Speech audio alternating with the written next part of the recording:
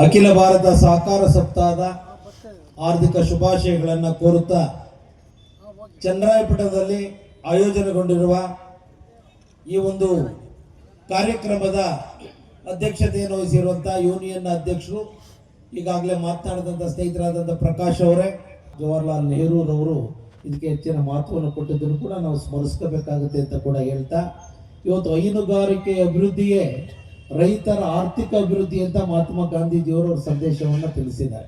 ಅದಕ್ಕೆ ಪೂರಕವಾಗಿ ಎಲ್ಲ ಸಹಕಾರಿ ಬಂಧುಗಳು ಇವತ್ತು ಗೌರವಪೂರ್ವಕವಾದಂಥ ಕಾರ್ಯಕ್ರಮದಲ್ಲಿ ನಾವೆಲ್ಲರೂ ಕೂಡ ಸಾಕ್ಷಿಯಾಗಿದ್ದೇವೆ. ಏಕೆಂದರೆ ಸಹಕಾರಿ ಒಂದು ಸಪ್ತಾಹವನ್ನು ಇದೊಂದು ಹಬ್ಬದ ರೀತಿ ಆಚರಣೆ ಮಾಡ್ತಕ್ಕಂಥದ್ದು ಎಲ್ಲ ಸಹಕಾರಿಗಳ ಮಹತ್ವವಾದಂಥ ಜವಾಬ್ದಾರಿ.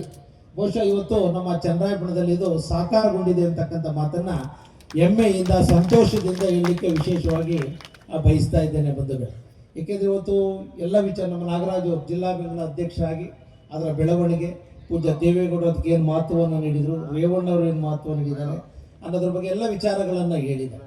ಇವತ್ತು ನಾನು ಈ ಸಂದರ್ಭದಲ್ಲಿ ಪೂಜ್ಯ ದೇವೇಗೌಡರನ್ನು ಸ್ಮರಿಸ್ತೇನೆ, ರೇವಣ್ಣರು ಸ್ಮರಿಸ್ತೇನೆ, ಕುಮಾರಣ್ಣವ್ರು ಸ್ಮರಿಸ್ತೇನೆ, ಶರದ್ ಪವಾರ್ ಅವರ ಸಹಕಾರವನ್ನು ಜಿಲ್ಲೆಗೆ ಸ್ಮರಿಸ್ತೇನೆ. ದಿವಂಗತ ಶ್ರೀಕಂಠಯ್ಯನವರು ಕೂಡ ಸಹಕಾರಿ ಸಚಿವರಾಗಿ ಅವ್ರದೇ ಆದಂಥ ರೀತಿಯಲ್ಲಿ ಸಹಕಾರ ಕ್ಷೇತ್ರಕ್ಕೆ ಸಹಕಾರ ನೀಡ್ತಕ್ಕಂಥದ್ದನ್ನು ಕೂಡ ನಾವು ವಿಶೇಷವಾಗಿ ನಾವು ಸ್ಮರಿಸ್ಕೊಳ್ತಕ್ಕಂಥದ್ದು ಕೂಡ ನಮ್ಮ ಜವಾಬ್ದಾರಿ. ಯಾಕೆ ಸಹಕಾರಿ ಕ್ಷೇತ್ರದಲ್ಲಿ ದ್ವೇಷಾಸೂಯೆಗಳು ಜಾಸ್ತಿ ಆಗ್ತಾ ಇದೆ. ಕಾರಣ ಯಾಕೆ ಹೇಳ್ತಿದ್ದಾರೆ, ಇವತ್ತು ಮೈಸೂರು ಜಿಲ್ಲಾ ಬ್ಯಾಂಕ್ ಇರ್ಬೋದು, ಇವತ್ತು ಮಂಡ್ಯ ಇರ್ಬೋದು, ಬೆಳಗಾಂ ಇರ್ಬೋದು, ಒಂದೇ ಪಕ್ಷದಲ್ಲಿ ಎರಡು ಪಾರ್ಟಿ ಮಾಡಿಕೊಂಡು ಬಹುಶಃ ದಿವಸ ಟಿವಿನ ನೋಡ್ತಕ್ಕಂಥ ಸನ್ನಿವೇಶಗಳನ್ನು ನೋಡ್ತೇವೆ. ಇದೊಂದು ರೀತಿ ಆತಂಕಕಾರಿಯಾದಂಥ ಬೆಳವಣಿಗೆ ಅಂತ ನನ್ನ ಭಾವನೆ. ಪರಿಣಾಮ ಆಗ್ತಕ್ಕಂಥದ್ದಕ್ಕೆ ಅವಕಾಶ ಆಗುತ್ತೆ. ಅದಕ್ಕೆ ಹಿತೈಷಿ ಆಡುವಂಥ ಕೆಲಸ ರಾಜ್ಯದಲ್ಲಿ ಸರ್ಕಾರಗಳನ್ನ ಮನಗಾಡಬೇಕು ಅಂತ ನಾನು ಈ ಸಂದರ್ಭದಲ್ಲಿ ಮನವಿಯನ್ನು ಕೂಡ ಮಾಡ್ತಾ ಇದ್ದೇನೆ. ಇವತ್ತು ನಮ್ಮ ತಾಲೂಕಿನಲ್ಲಿ ಬಹುಶಃ ಪ್ರಾಥಮಿಕ ಕೃಷಿ ಪತ್ತಿನ ಸಹಕಾರ ಸಂಘ ಇರ್ಬೋದು, ಡೈರಿಗಳಿರ್ಬೋದು, ಒಂದು ರಿಯಲ್ ಡೆಮಾಕ್ರೆಟಿಕ್ ಚುನಾವಣೆಗಳನ್ನು ನಾವು ಮಾಡ್ಕೊಂಡು ಬಂದಿದ್ದೇವೆ. ಇವತ್ತು ನಮ್ಮ CDPO ನಮ್ಮ ವಿಜಯೇಂದ್ರ ಕೂಡ ಇದ್ದಾರೆ. ನಾವು ಯಾವುದಕ್ಕೂ ಕೂಡ ನಾವು ಅಡಚಣೆ ಮಾಡಲ್ಲ.